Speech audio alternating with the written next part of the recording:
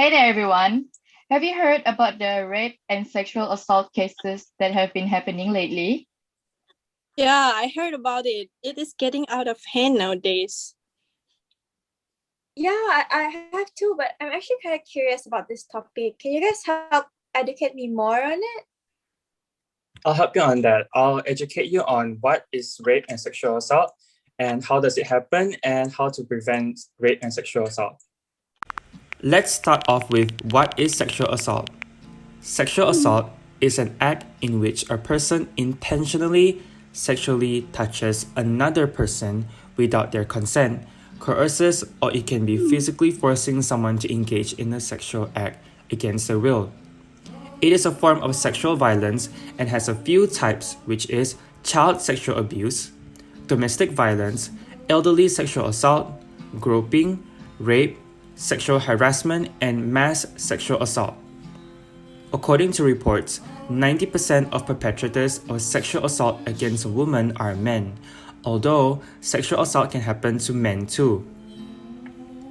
Child sexual abuse happens when an adult abuses a child for sexual stimulation.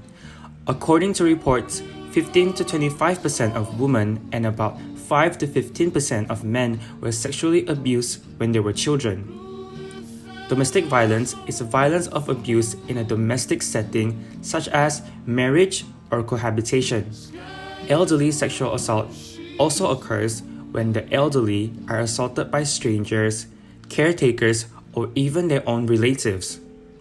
Groping is touching another person sexually without their consent, and it may occur under or over clothing.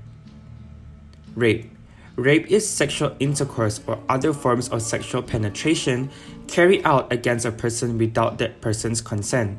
In Malaysia, rape cases were as high as 1,582 cases in 2017 alone, and the majority of the rape victims were below the age of 18.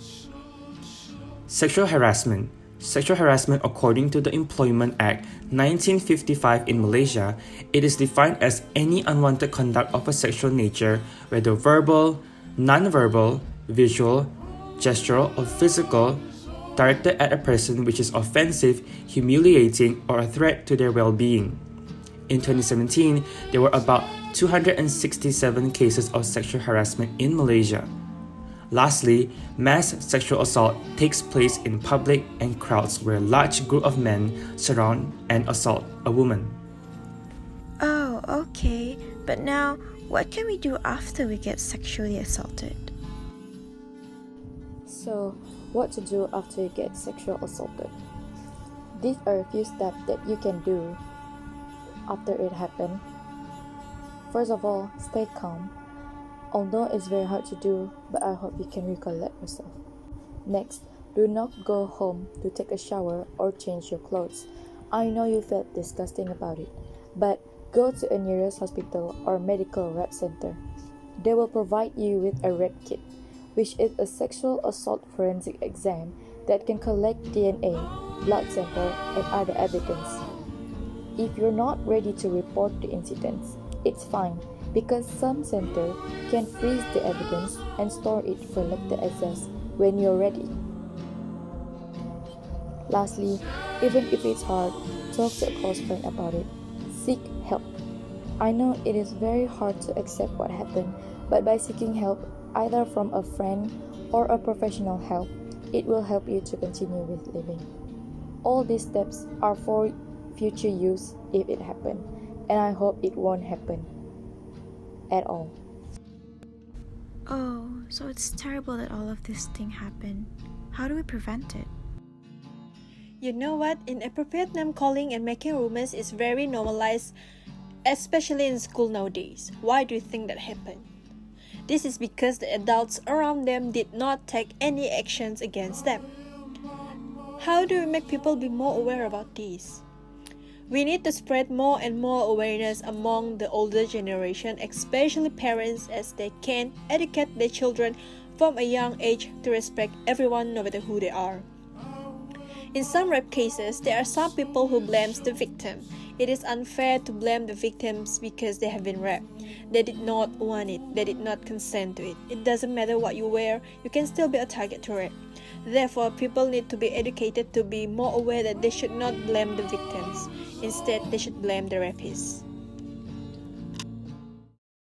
Oh, so I know better on this topic now. Thank you. I'll make sure to spread it around.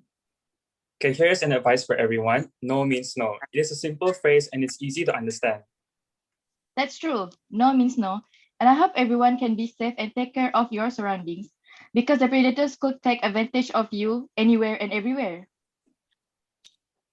Therefore, stop blaming victims of sexual harassment and sexual assaults when they are the one who suffer for it. Yeah, nice word of advice from you guys. But sadly, I have somewhere to go now. Thank you for entertaining my questions. See you next time. Bye. Bye. Bye.